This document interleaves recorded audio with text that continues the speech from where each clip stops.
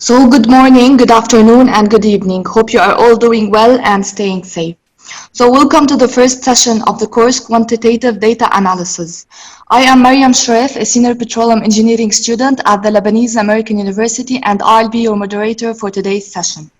So, our session today, as I said, is about quantitative data analysis presented by a proficient, distinctive speaker. I'm sure his participation will avail all attendees. With that, I advise you to give your full attention to his interesting and informative session today. So let me begin by introducing our guest speaker for today, Dr. Yasser Elshayeb. Dr. Elshayeb had graduated from Cairo University in 1990 with a degree in mining engineering. He also holds a PhD degree from Nancy School of Mines, whereby he contributed to the fuzzy logic to geotechnical risk assessment of some ancient tombs at the Valley of Kings in Egypt. Since 2006, Dr. Elshayeb has been significantly engaging in setting the Euro-Mediterranean policies and dialogues on higher education, research, innovation, and culture, which is considered a focal point of many Euro-Mediterranean programs in Egypt. And also, he presided many senior official meetings with the Euro-Mediterranean framework. Currently, Dr. Elshayeb is a professor at the American University in Cairo. His lecturing and research content varied between rock engineering, rock mechanics, data analytics, and cultural heritage management. So please help me welcome Dr. Elshayeb. So Doctor, we are pleased to have you here with us today. And on a final note before starting, if you have any question, please feel free to drop it down in the Q&A section. And of course, we will try to answer as much questions as possible. Now for the unanswered questions, we will sure take note of them and try to address them in future Q&A sessions. Without any further ado, hope you guys enjoy this session, and Dr. Elshayeb, the mic is yours. Thank you very much, Mariam. Again, I wish you and all the Lebanese good health and prosperity in these difficult times that you're passing through. Good morning and good evening, everyone. I'm Yasser Elshayeb, as mentioned by Mariam, and I will be taking you to a fun journey, I hope, during the next 7 sessions or 6 sessions on quantitative data analysis. This is the first one. And just before we start, I thought about giving you a small teaser. Yesterday, Dr. Ahmed Al-Garhi have proposed actually to send me the registration list for this course. That is today about, we have 1,682 people who have registered in this webinar. I believe that not all of them will be really attending, but anyway, I mean, this is the registration form, and you will remember that you were asked for your email, for your name, for your date of birth, the country where you're residing, occupation, and some other questions afterwards. In the interest of just showing what is it about, what is this course is about, I actually thought about doing a rapid analysis of the data, and I just will show you here some outputs. So this is for example, the distribution of the countries where the people that have registered for this course come from. So most of them come from probably Egypt, India. We have a lot of people, and you can see the distribution of this green color from, and the legend is here. So we have people from actually all the 6 continents in this world. Another way of seeing the same data is just to draw a bar chart like this, where you have Egypt, India, Nigeria, Algeria, Pakistan, Cameroon, Iraq, and so on participating in this course. And I'm sorry I will not be able to mention all the names. And then I started doing like the date of birth, distribution of date of birth. What is the distribution of the age group of the people that are attending this course? And we will see that the majority of the people are coming from were born in 1998, 1997 as well, 1999. I mean, around this period. And we notice here that we were laughing about this before we just start here, that some of you have mentioned that their date of birth was in the year 2020. Of course, it's a mistake, definitely, or it's a typo, but it shows as well that usually the data that we work with are not perfect. It's very, very, very rare that you will find a data that is perfect, that is all coherent, all correct, that you will that you can work on, that you can work with. Usually you have some errors like those ones, but we will speak about this afterwards. Specialization, most of the people here comes from petroleum or petroleum related specialization. So we have more than 1,000 people coming from a petroleum engineering specialization, followed by geology and geophysics, which is also related to petroleum. Like we can call it earth science in general. Then we have like 232 people who have declared themselves as others, not geology, not petroleum, not mechanical, not chemistry. So others, and then I looked into other, this is another way to look into the same data. So petroleum engineering is the big square here, then geology and geophysics, then others is another square. Then if we look into others, we will see that many of the people didn't mention what is their specialization, and then we have a lot of specialization here, and then we can sometimes, I mean, playing with the data, we can just exclude the null, and you have a lot of people coming from chemical engineering, petroleum engineering, geology, petrochemical, mining engineering. Yeah, I mean, a lot of different backgrounds, but most of them are more or less earth science. Most of them are more or less around petroleum and mining and maybe chemical engineering. When it comes to if you are a student, if you the profile of the person, if you are a student or a graduate and unemployed, or graduate and employed, this is the distribution. And again, we can see here that students are the majority. Graduates and unemployed, which is a bit alarming, is 428 people, and then 256 are graduate and employed already, maybe in their mid-career. Yeah, I mean, we can go on and on and on and on, but this is just to show. I mean, I'll come back to this software, to this tool afterwards, and I'll come back to this data afterwards in details. But it was just a way to show you that this is from a very simple thing that you have already filled in on a website. This is what you can obtain. This is what we can see. This is what we can know about you as a group. Of course, it's not as individual. And this is what's happening actually nowadays in the world. I mean, a lot of data are being collected. A lot of data are being analyzed. Huge amount of data is moving around computers from somewhere to another. And you probably have heard about a lot of big companies investing huge amount of money in building data warehouses. It's the places where we store the data, where you have huge hard drives, and you just store the data in them. And then comes people like me, or hopefully people like you afterwards, and start analyzing those data. And this goes for all types of information, all types of data that we have in the world, from social data to petroleum data to geology to, I mean, everything is being analyzed now. Even Facebook, I mean, the clicks that you click on Facebook or on Twitter, we can analyze them and we can get information out of them. Now let's get one step back and start the course as I officially wanted it to start. And here is the presentation that we will go through for the next 50 minutes or so. Actually, the driver behind the quantitative data analysis is that people, since the beginning of humanity, since the beginning of technology, since the beginning of knowledge and thinking and reasoning, people started being interested in numbers. We were always assigning numbers to things. Days, the week is 7 days, the year is 12 months.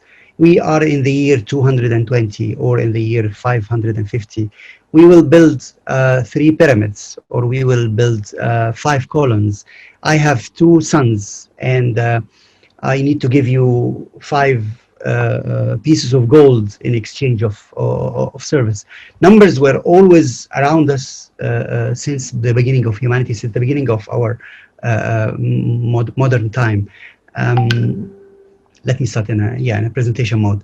And it was, I mean, we started thinking that everything that's happening around us in this world is maybe random at the beginning. until people, for example, until ancient Egyptians realized that the year is 365 days, it was thought that this flood of the Nile is coming haphazardly.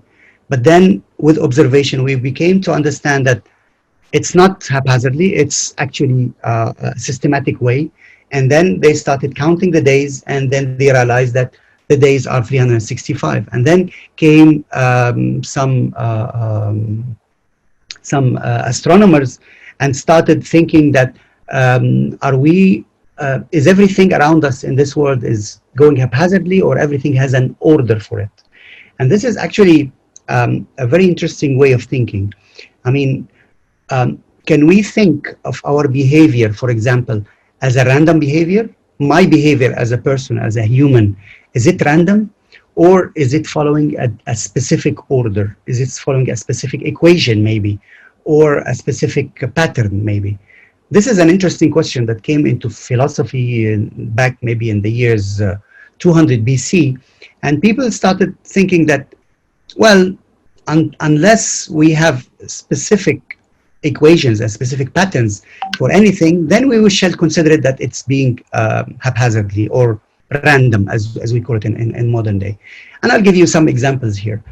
Archimedes. Before Archimedes, people didn't know about floatability, people didn't know about specific gravity or density. And before him, it was considered as something that is happening.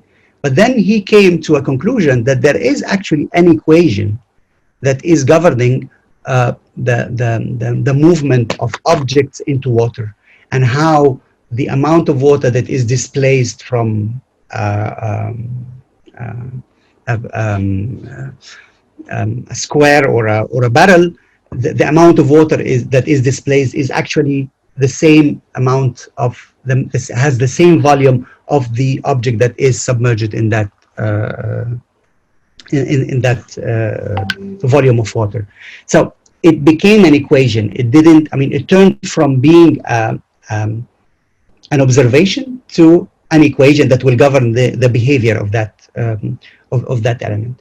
Then we have also the second example, and I know that a lot of people these days are questioning, actually, is it a myth or is it reality that an apple fell on the head of Isaac Newton, and then he started thinking about gravity, and he came with all the Newton laws and so on afterward. But nevertheless, I mean, it doesn't matter if it's a myth or a reality. What's actually important for me is that before him, the behavior of the apples falling on the ground was more or less observation, was more or less random. But then after him, it became something that has an order for it. And we can, I mean, actually, we can have this equation, and we can work with that equation, and we can predict actually the behavior of that apple if it will fall afterwards. But this is very preliminary, of course. I mean, another example is Ibn al-Haytham, the Arab scholar, who was actually in Egypt, and he discovered the theory of light, the optics. He is the father of optics all around the world. Before him as well, there were a lot of myths that are going around the lights and how people see things and how we see light and so on and so forth. But then after him, he set the rules for the optics, and he set the equations for that. And people after him were able, I mean, until today, we are able to photograph things. You are able to see me now using some of the theories of Ibn al-Haytham at that time. So this is, for me, the transformation from observation, maybe from things that are completely ununderstandable, unknown, random, to an ordered thing that we can expect, that we can predict, which is also more very, very, very much important. I'm projecting here some of the equations you engineering students have definitely seen before. Of course, the famous equation of Einstein in the beginning of the 20th century. Energy is mass multiplied by the speed of light squared 2. This is the equation of gravity, of force of gravity between two objects. And this is the general equation for the gases the relationship between the pressure and the volume and the gas constant and the temperature. So this is an equation that will tell you what to expect as a volume if you have a pressure and if you have a temperature for a certain gas, for example. Before having that equation, it was completely haphazard. And sometimes we find also equations like this. So this is the behavior of an object, and the behavior of an object is following four different rules. So if you are in stage one, you follow rule one. Stage two, you follow rule two and three and four. And then people started thinking that do we really have an equation that will govern the movement of the universe, everything that is in the universe that is moving on? And mind you, there are actually certain scientists, or I mean Nobel Prize winners in recent years, that are doing a lot of research on that equation. How to find an equation that governs everything that is in this in this universe. Is it possible to find an equation that governs everything that is in this universe? Is it possible to find an equation, for example, that will tell you what would be the behavior of Yasser tomorrow or after tomorrow? Or is it random? It depends on many other things. Actually, we don't know. I mean, there are those scientists and there are the other scientists that I personally like, who think usually of patterns and numbers. I know that I'm submerging you a lot with a lot of equations and a lot of numbers, but I can assure you that we will not use those equations in our course, because I know that sometimes mathematics, not everyone likes mathematics, but just to show you that there are people that actually interested in those questions. There are people that actually are searching for those for answers for those. Well, this is also another experiment. When we used to look into the sky and look into the stars and try to find, is there a pattern that governs those stars, or they are just randomly existing in the sky? And we didn't know at the beginning. And then with time, people started saying that, well, maybe, I can see a bear in the sky, and the bear, this is the foot, this is the tail, this is the head, and I would call it Ursa Major. And then other people saw another pattern and they call it the lion. And then other people saw I don't know what, and they call it many other things. It's just a way to look into patterns that are in the sky and try to relate those patterns to things that we know in our life. I will go to I think it's my final example of showing how things have developed. People looked also into nature and found that there are green leaves like this, and those green leaves are very interesting in shape. And then came an Italian guy, Fibonacci, and he developed actually a series that can predict, that can simulate, if you wish, this shape by itself. So you see it here. This shape is based on what we call the Fibonacci sequence. That is much like this this pattern that we can observe in nature, actually. So people are actually, I mean, we actually are interested in trying to have an equation, maybe. I mean, maybe I can have an equation for the pattern of this green leaf, so I can predict how will it develop next time, how will it develop tomorrow or the day after tomorrow. And if I can have this sequence, if I can have this equation, then I can know if I will plant a tree like this, how would it look like after 10 years or after 20 years? And this is something that humanity has always been very much interested, knowing what will happen in the future. How can we predict what will happen in the future?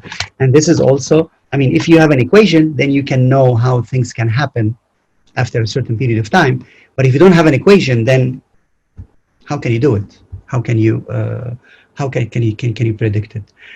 Before I move on, I actually asked my friend and colleague, Dr. Ahmed Al-Garhi, to develop some polls to maybe to measure your attention, to grasp your attention more to the to what we are to what we are doing here. So, Dr. Ahmed, if you can please launch the first poll.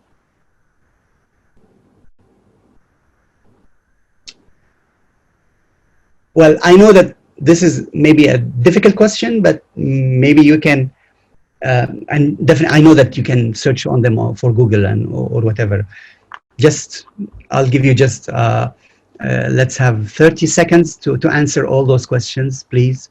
Or let's say 45 seconds. Let's have 45 seconds to answer those questions. If you know about the 4 forces of the universe. And I can see the numbers moving on.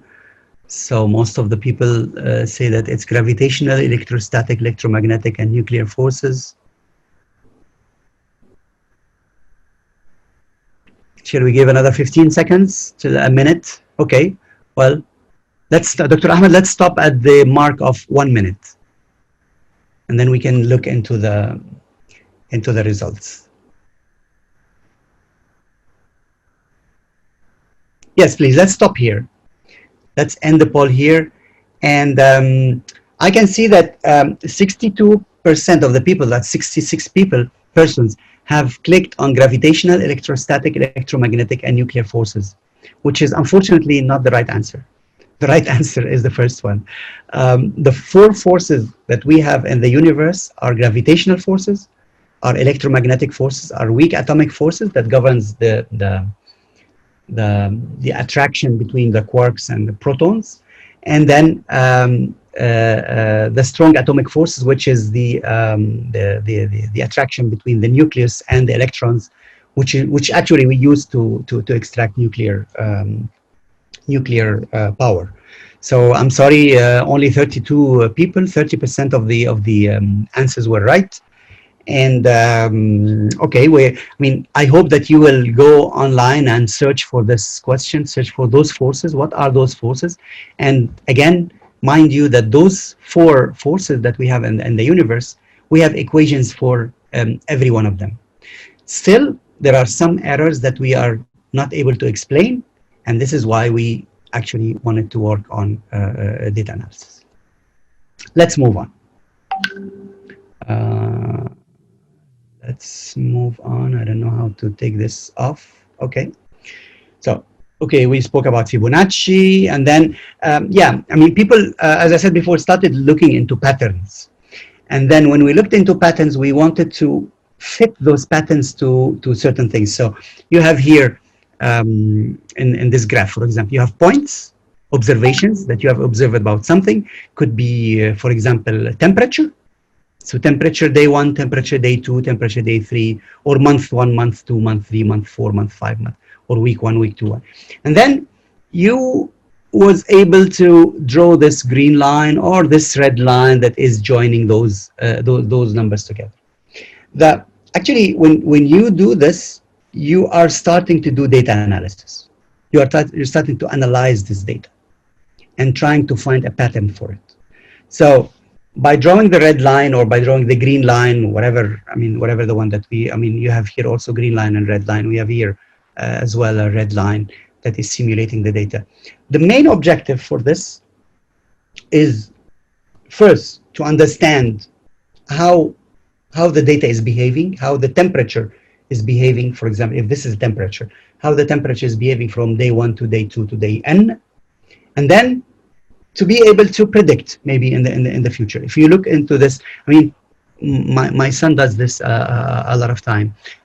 If you consider that this is the price of a stock, the Apple stock, for example, you go to the stock market. What's the price today? It's $80. Tomorrow it's $90, $100, and so on. If you will be able to draw a line or a curve that will simulate the movement of this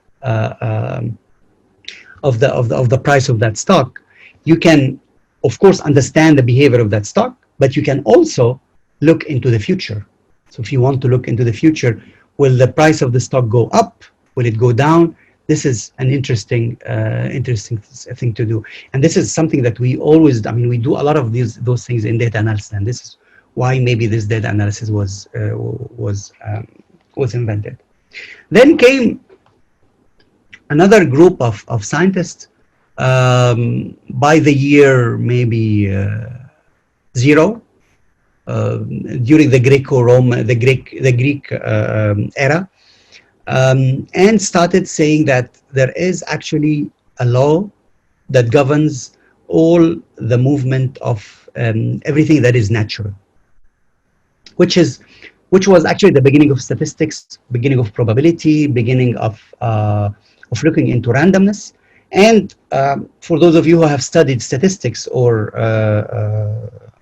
data analysis maybe before, you've seen definitely this curve, which is called the bell curve. We call it sometimes the Gaussian curve. We call it the normal distribution curve.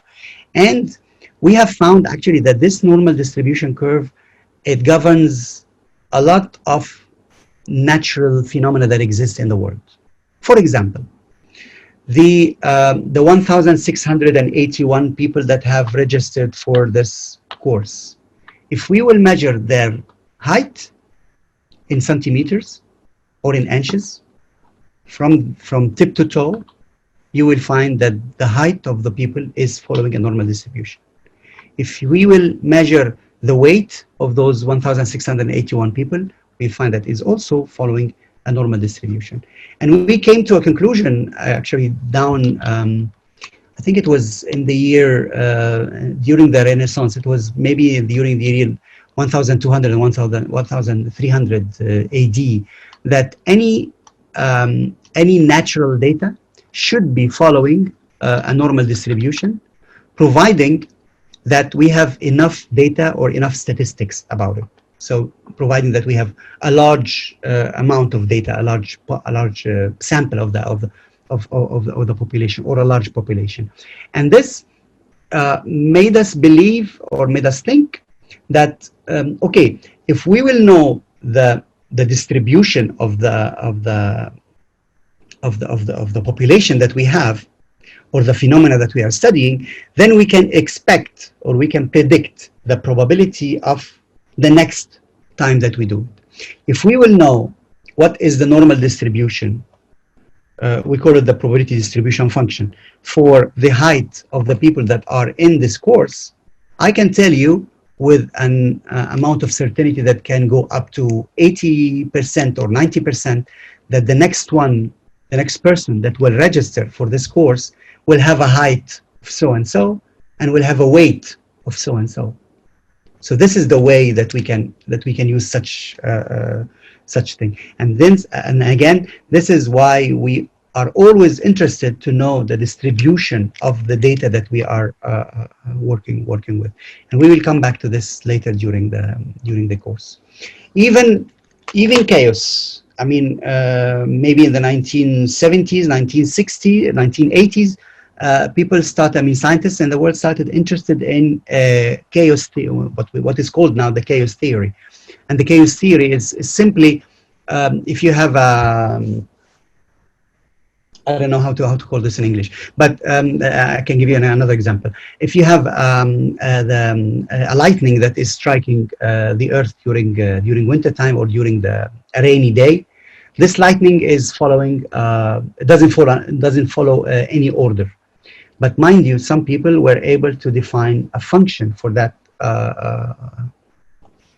for the striking of lightnings, and we are able today to maybe predict with a fair amount of accuracy when the next lightning will happen and how it happened. Then comes other people, and this is very interesting branch of science that I would like that if you're interested in to go and to look into it, which is called the fractals. And the fractals is the repetition of the natural phenomena. And the beginning is, as you see here, you have a simple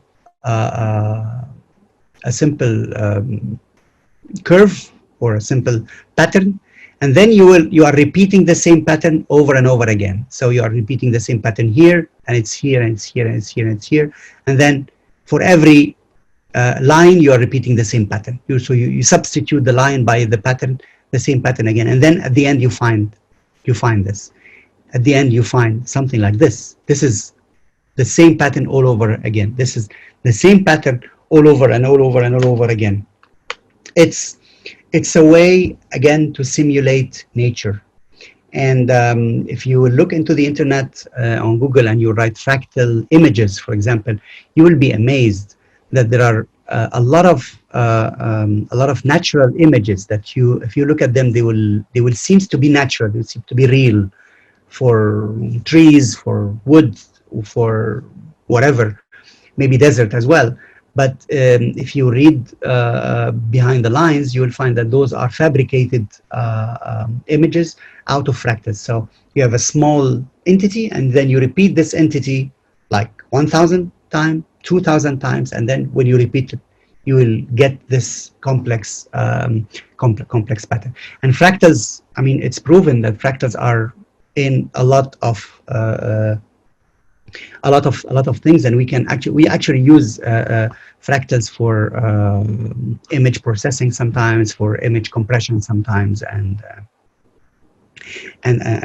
so on. The last example maybe that I will look into is the genome, the genes. I mean, we know that we have 32 chromosomes, 64 chromosomes, and those 64 chromosomes are composed of a series of amino acids, and those amino acids are repeated in a certain pattern, and we call this pattern gene. And then those genes are constituting the chromosome, and then the chromosome is constituting the nucleus of the cell, and the cells are constituting our bodies and everything that is around, everything that is alive that is around us. So the base is actually small portions of amino acids, and the pattern of those amino acids is what we call the genes, and the genes are actually controlling everything. I mean, my knowledge is controlled by those genes, my behavior is controlled by those genes, my color is controlled by those genes, my everything that I do is controlled by those genes. So the way that we think about it scientifically is that if we will understand the pattern and the sequence of those genes, will we be able to fabricate, between brackets, fabricate a perfect human being that understands everything? If I will know, and actually we use this in medicine these days, we may read about it in the newspaper that we have discovered the gene that is causing the disease of so-and-so. If we have discovered the gene that is causing this disease, will we be able to look into this gene and maybe change it, maybe twist it, maybe take it out, maybe change it with something else, and then cure people from that disease? Is it possible? Theoretically, yes, it is possible. And theoretically, yes, it is possible to actually to fabricate some of those genes. But we don't have enough data yet to analyze such things, to go into such experiments. We do this, I mean, people who work in gene editing, they do this in animals, on animals, sometimes on plants. Actually, we do it on plants since many years, but we don't do it yet on human beings, because human beings are very, very much complex than any other species that exist in this world. But to come to the truth, to the essence of the thing, it's the same thing. It's how can you collect data about those genes, and then you analyze the data about those genes, and then you come to a conclusion. And another question or another branch that people will ask, can we have, I mean, do we have an equation for those genes? I mean, can I have an equation that is called f of x equal to 1x1 plus, ax1 plus bx2 plus cx3 plus dx4? And if I will collect this equation, will I be able to know the composition of the gene of Yasser or of anyone, or of someone who is living in Egypt or of someone who is living in the United States. Are genes changeable? I mean, are genes different? I mean, my genes, are they different from the genes of Dr. Ahmed?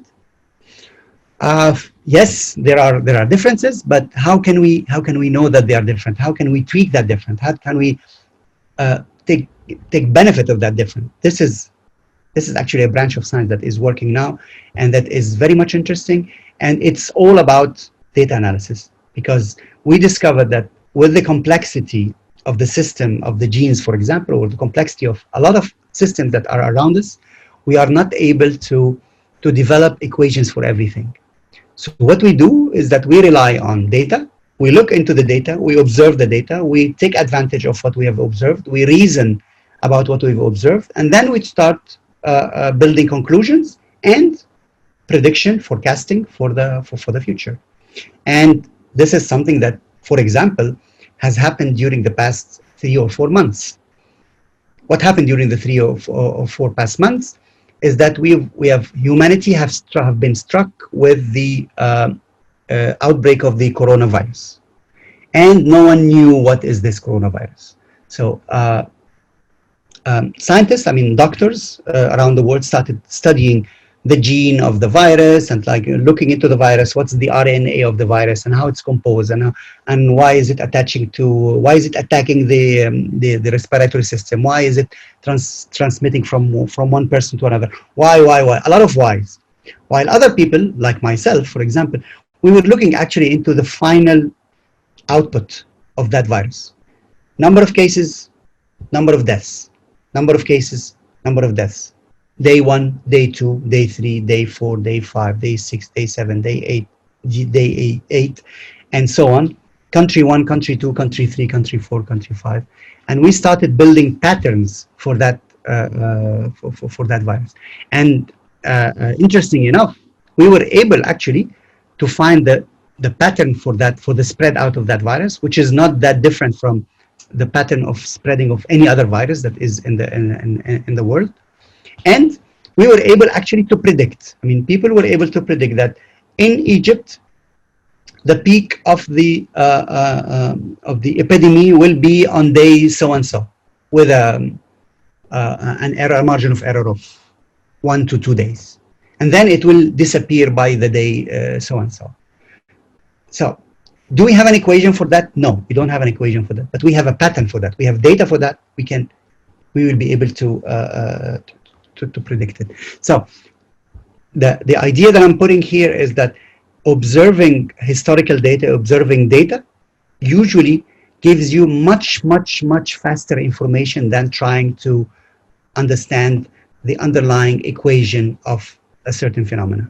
We could have spent years and years trying to understand the equation of the contraction of the coronavirus for a person X or a person Y. But if we look into the same problem from a data point of view and look into the spread of the virus, how it is spread and the pattern of its spread, then we will be able, I mean, we are able to understand it much better than and much faster than before. Now, I will ask Dr. Ahmed to launch the poll number 2, which is not related at all to what we are saying here. Yeah, this is an interesting question. Can we mathematically predict the relationship between the number of people drowning in a swimming pool in a given year and the number of films Nicolas Cage, the actor, appears in the same year? Mathematically, can we predict that? We'll give it a minute as well.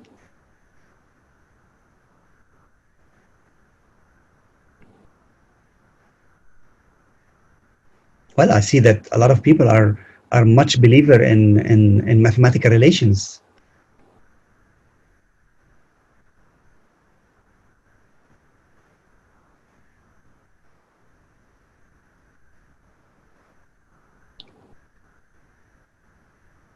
Three seconds, 2 seconds, 1 second, and off we go. So 58 people. I mean, well, I wouldn't say that it's a clear-cut result. 58% of the people believe that we can predict mathematically a relationship between the number of people drowning in a swimming pool, and 42% says that we cannot. Well, if we were actually in a lecture hall, I would have been very much interested to know from those who think that we can predict how. How can we predict? I will not answer the question now. I mean, I will not give you the right answer. We'll just move on, and I think that we will have the answers afterwards. So let's just move on. Now, do we really need equations? This is actually what I started discussing. That maybe sometimes we think that we don't need equations to predict something, and this is the power of correlation or a power of patterns. So we have here variable x and variable y, and the variable x and y, we draw them on a graph on a paper graph, and then we find that those are the points, and we see that whenever variable x increases, then variable y increases as well. So if I want to predict the value of y in this point, I can. If I want to expect the value of x at this point that is outside this graph, actually I can, because I have here a pattern that I can use. We call this correlation, and correlation in mathematical terms means the underlying mathematical relationship between two variables. I would not say independent or dependent, because this is a big discussion afterwards. And we have what we call positive correlation. So variable x increases, variable x increases, variable y increases. And then we have negative correlation, which is variable x increases and variable y decreases with time. So using this, you can actually predict variables depending on others. I will come back to this actually in the next lecture, but I just want to say something that we have discovered that if we will observe data, we will find a certain level of correlation between everything that is happening in the world. And maybe this is the answer to your to the question that we had before. Look into those interesting correlations. Per capita consumption of mozzarella cheese is correlating to the civil engineering doctorate awarded. You may think that civil engineering doctorates award, the number of civil engineering doctorates awarded in the world or in a certain state in the year 2008 is a certain number. And the per capita consumption of mozzarella cheese is also a certain number. Strangely speaking, and I say strangely, I mean to say strangely speaking, we have found that there is a correlation between those two. And no, this is not the answer to the question that was before. This is a correlation between the Japanese passenger cars sold in the US. It's correlating with the suicide by crashing of a motor vehicle. It's correlating to each other. And actually, the question of the poll about the number of people drowning in a swimming pool and the number of films that Nicolas Cage have appeared in is actually, there is actually a perfect correlation between those two variables. Now, can we call, I mean, in mathematics, in data analysis, we have a very important quote that we always repeat to ourselves and to each other, which says correlation is not causation. I mean, if we have found that the Japanese passenger cars that are sold in the US is correlated to the number of suiciding by crashing of motor vehicle, this does not mean that this variable is the cause of that variable. It's correlated, yes. And as I said before, everything in this life is correlated to anything else with a certain degree. And we will come back to correlation afterwards. But it does not mean that it is actually the cause for that. And here we have some comics coming from the internet, of course.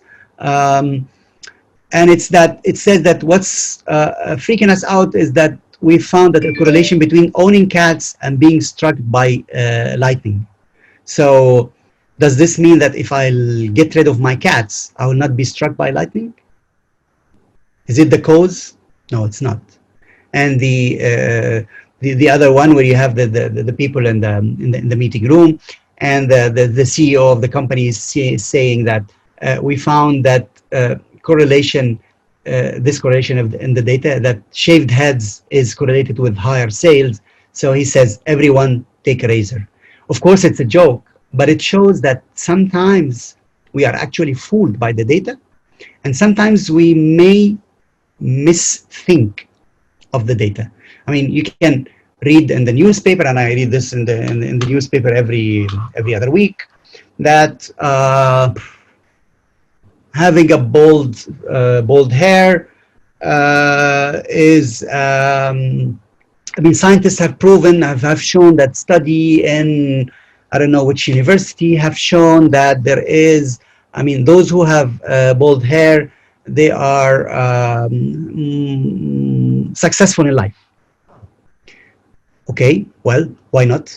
Those who have two wives, if you live in a country where you are permitted to have two wives, those who have two wives are happier than the average people. People who are married are more miserable than people who are not married.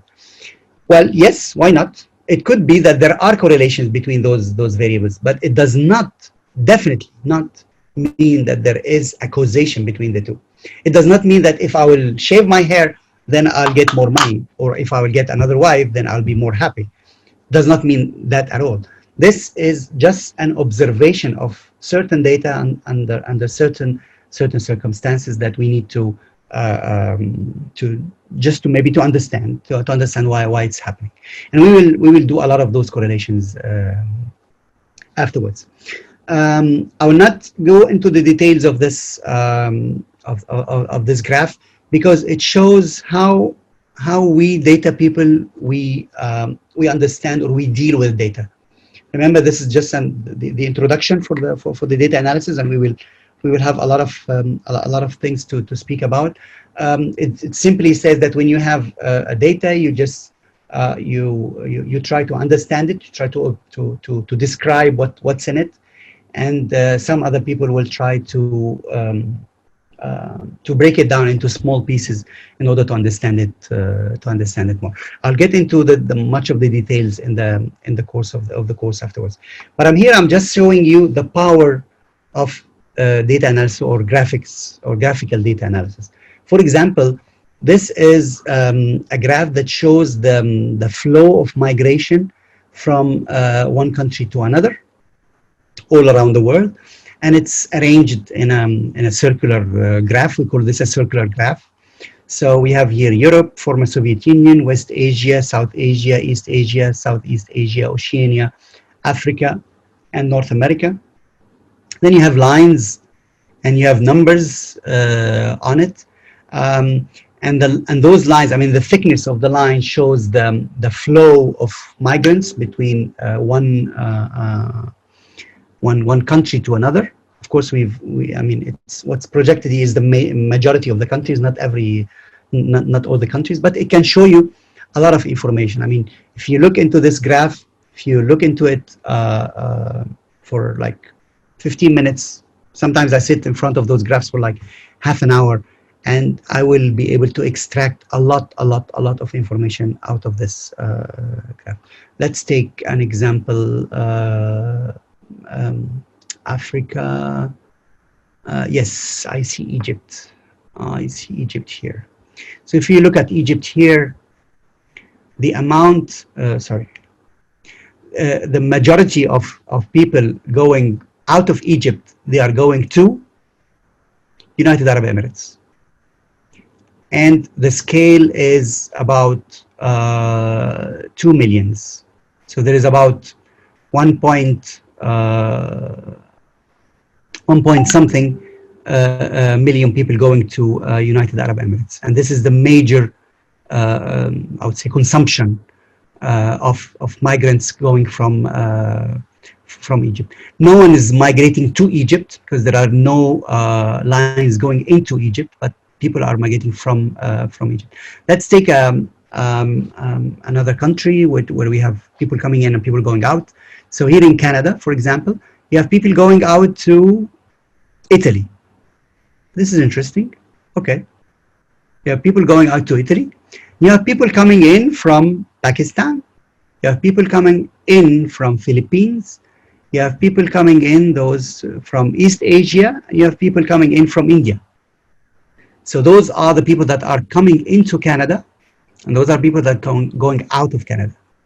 If you look into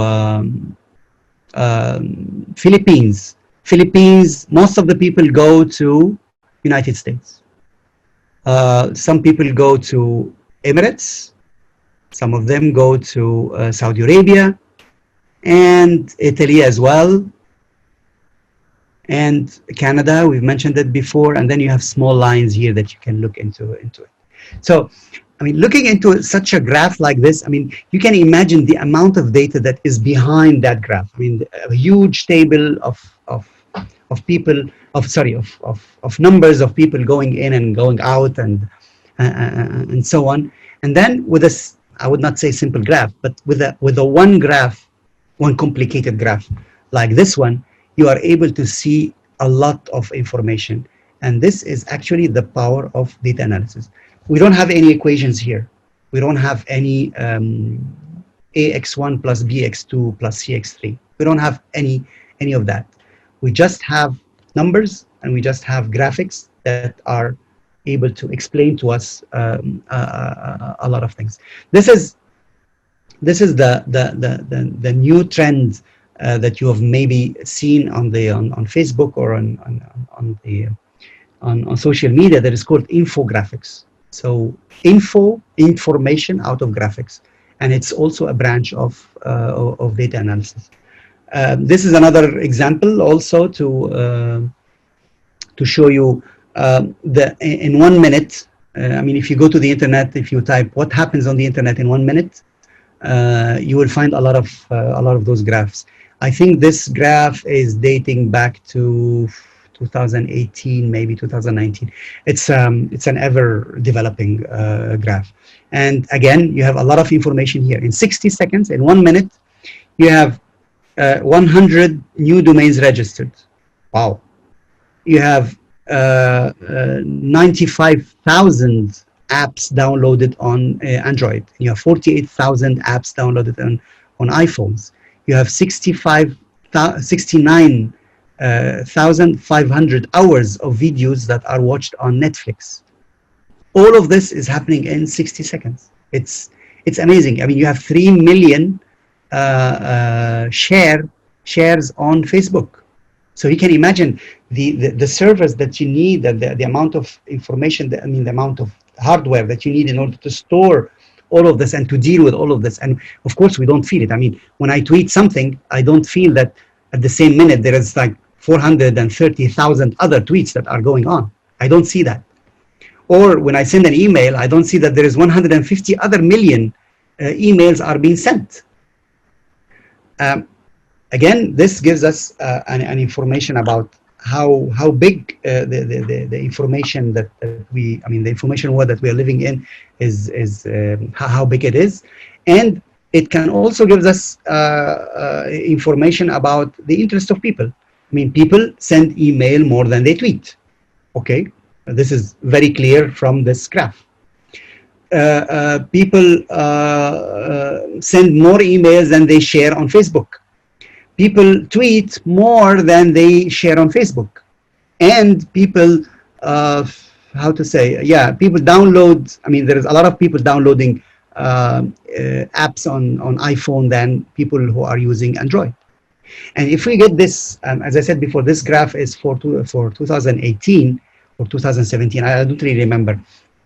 But if we get the same graph for 2019 and 2020, we will be able even to see the trends. I mean, with time, people are using more Twitter or less Twitter. Is it, I mean, people are moving from Facebook to Twitter, or from Twitter to Facebook, or to Netflix, or to, to Instagram, and when Instagram started, and how is it going in the information one. All of those are information that we really need to maybe to understand. And again, this is the power of data analysis. With data analysis, we can really see those things, and maybe predict in the future that, okay, if in 2018 3 million, and if 2019 there were 4 million, and then 2020 how much, we can predict uh, things like that. And here again, as I said before, there are no equations. It's only data, it's only numbers that we are dealing with, and this is the power of data, and this is what we will be doing into this course. The top 10 companies by revenue per employee. Again, it's an infographic showing that, well, Apple is much powerful. I mean, you have more revenue per employee in Apple than in Facebook. Yeah, I mean, yeah, it's a kind of an infographic. This is again another interesting graph that I like a lot. It shows the portion of the world's economy. And you have here 2,000 years of economy, from year 1 until year 2017. What is the portion of, I mean, what are the countries that have the large economies? And you will see that India in the year 1 had more economy than the United States. Actually, the United States didn't exist, or it exists, but maybe in a different form.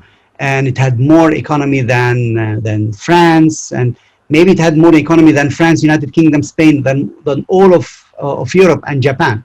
India was very large economy. China was large economy at that time. Then it came in the 1960s, maybe the 20th century. In the 20th century, you had the United States is more or less dominating the world. I mean, the biggest economy in the world. From 1900 until 2000, it's the biggest part, and then it's going down. Now we can actually start to predict. Will this line continue like this, or will this line continue horizontally, or this line continue to go up? This line will go up, down. Where it goes, where will it go? But definitely, the amount of information that we see in this graph worth studying, worth knowing why. And we start actually asking questions. What happened in the 1950 that made this change here? Why this from 1914 to 1950? What happened in this era? Is it the end of the World War II that caused all of this? The shrinkage of everyone and the explosion, I'll call it explosion, yeah. I mean, expansion of the United States, and the shrinkage of Japan. Then Japan started to expand again, like 1960s until maybe today. Of course, we can relate a lot of questions. I'm sure that if we will have the price of a barrel of petrol on a graph like this, and the amount of consumption and amount of production of a barrel of petrol in a graph like this, we will get a lot of interesting insights and information about what's going on. Again, we are not speaking equations at all. We're speaking only data. We are just looking into the data. We are trying to understand it, try to analyze it, and try to see how can we get things out of it. Data is everywhere. I mean, maybe you've seen that. Maybe you feel it, that data is everywhere. Wherever you work, whenever you go, there is data around you. There is data surrounding you, and there is a lot of questions that we start asking ourselves about the data. How to analyze it, how to get it, how to analyze it, how to store it, how big it is, what is the software that we need to use, what is the database that we need to store it in. I mean, a lot of interesting information, a lot of interesting questions that we need to ask, that we need to have answers for. And again, this course will be about this interesting topic.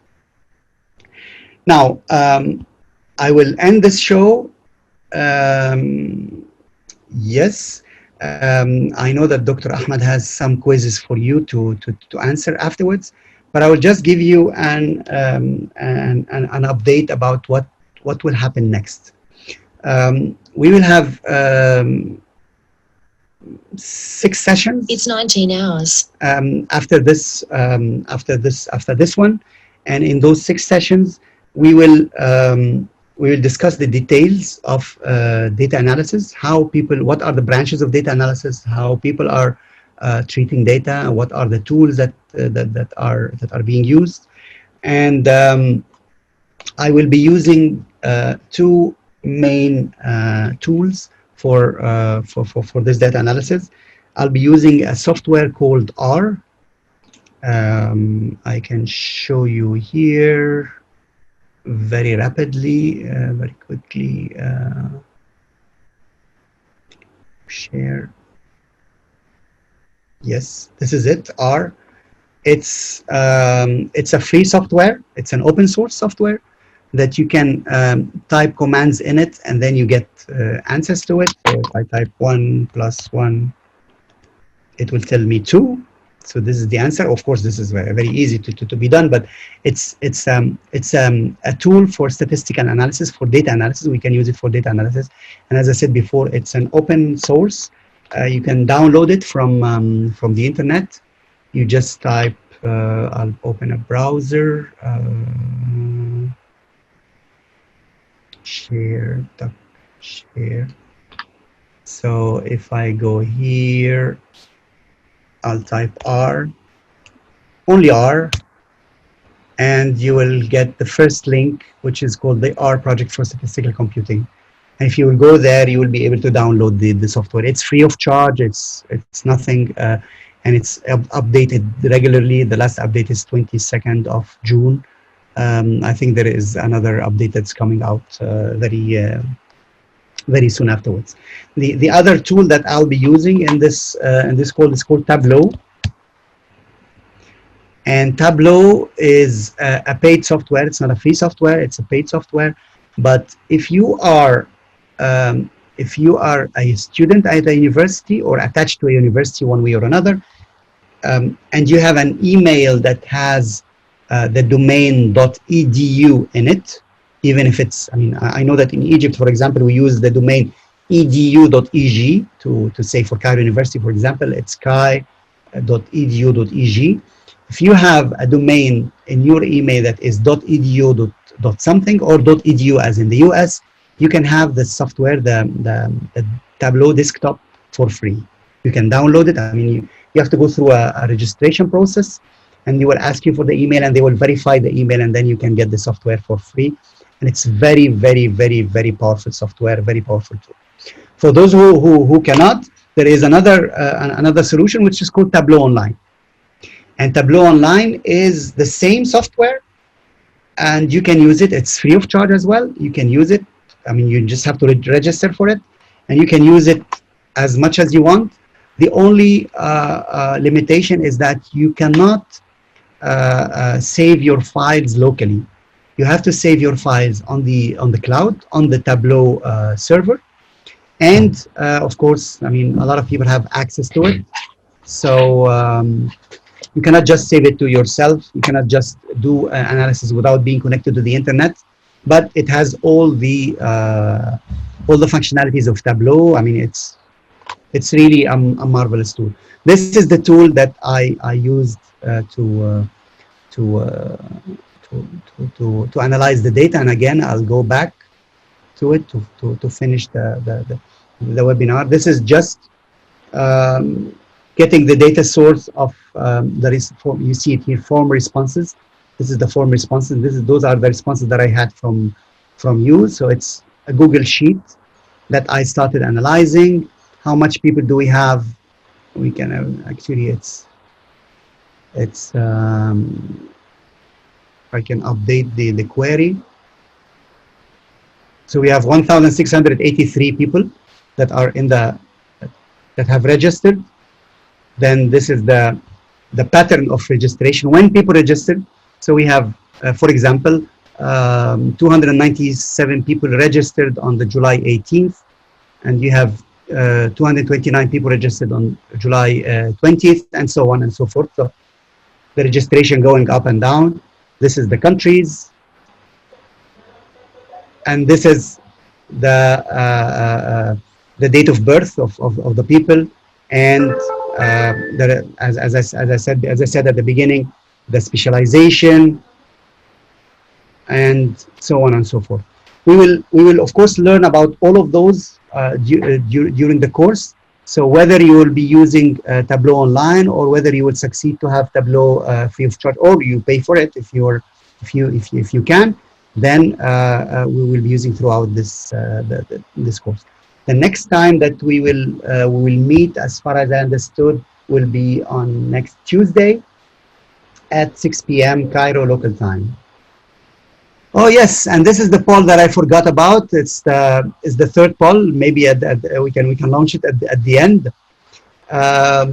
The question is, what was the law discovered by Archimedes when he said Eureka? Did he discover the law of flotation or the law of density? Another minute, another 30 seconds.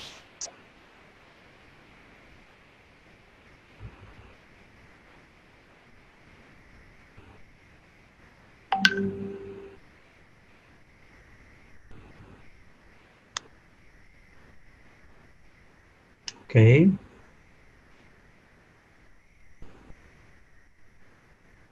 Ten seconds to go.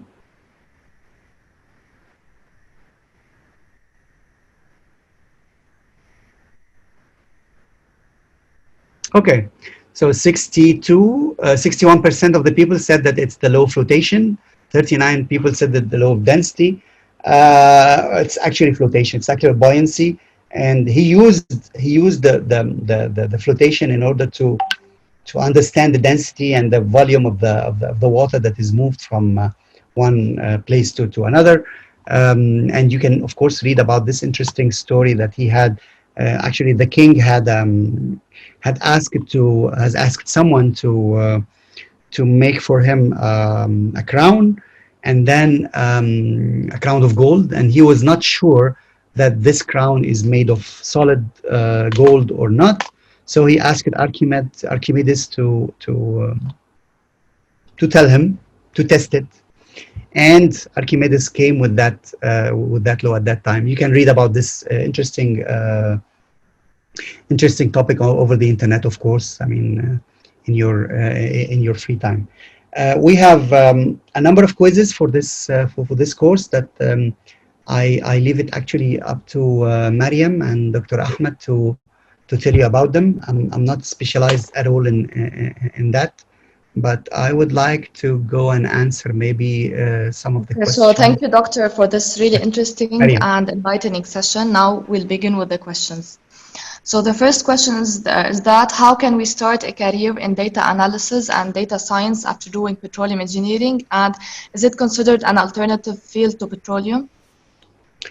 Well, it's not actually considered as an alternate field for petroleum engineers, but data analytics or data analysis people are actually. I mean, you can. I mean, if you have a career, if you will build a career in data analytics or data analysis, you can actually work in anything. I mean, I myself, I'm a mining engineer, but I have made some analysis with colleagues in the stock market in Egypt, in petroleum engineering, of course, and mining, in health, in the health discipline. I mean, in different places. How to start a career is by educating yourself. Is by learning how to do data analysis. By, of course, getting interested and then educating yourself. I cannot promise you that after this course you will be a data analyst,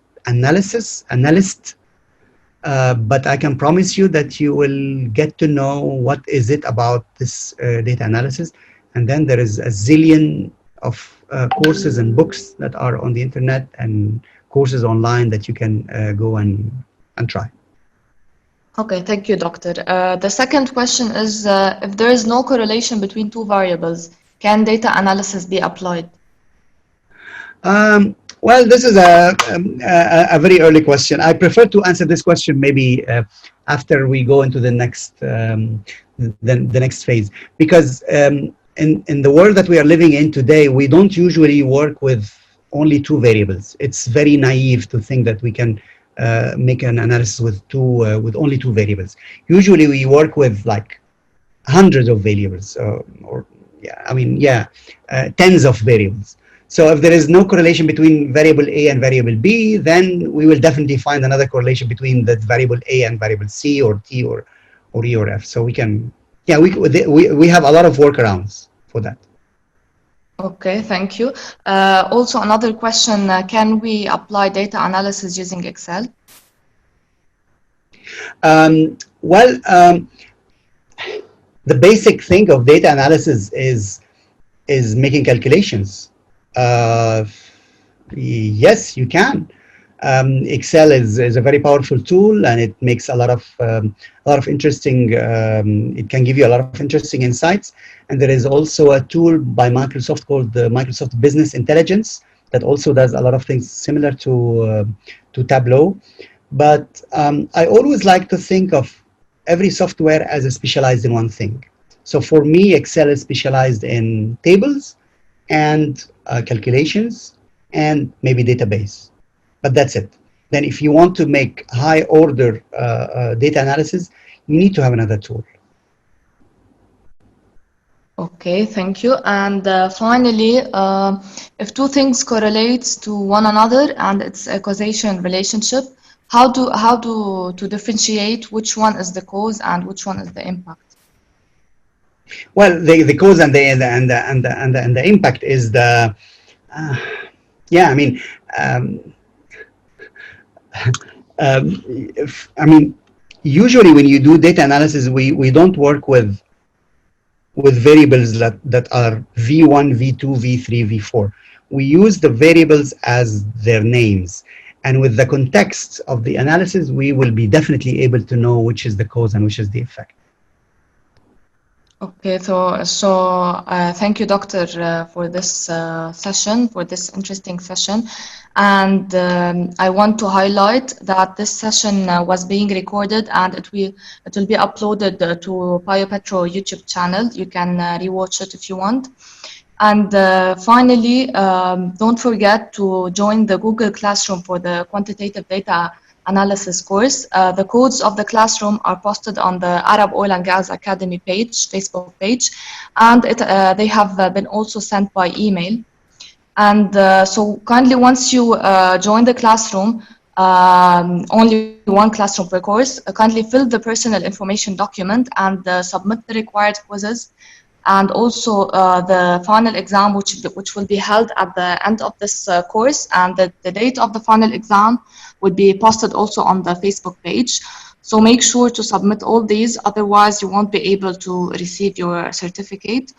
So thank you again, Doctor, and hope you guys enjoyed this session, and have a nice day. Thank you very much, Mariam. And again, I wish you good time, I mean, good health and prosperity in this difficult time in Lebanon. Thank you for the support.